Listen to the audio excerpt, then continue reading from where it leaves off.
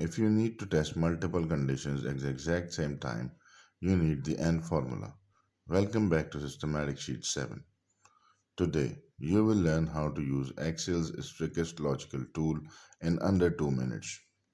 The AND function only gives you a true result if every single condition you set is met. If even one condition fails, it returns false. Let's look at our bonus criteria: sales over 5,000 and a rating of 4 or higher. In the cell E2, type is equal to and open parenthesis, select C2 and type is greater than 5,000.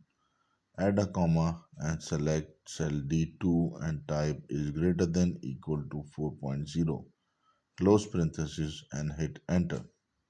Alex qualifies, so Excel returns true.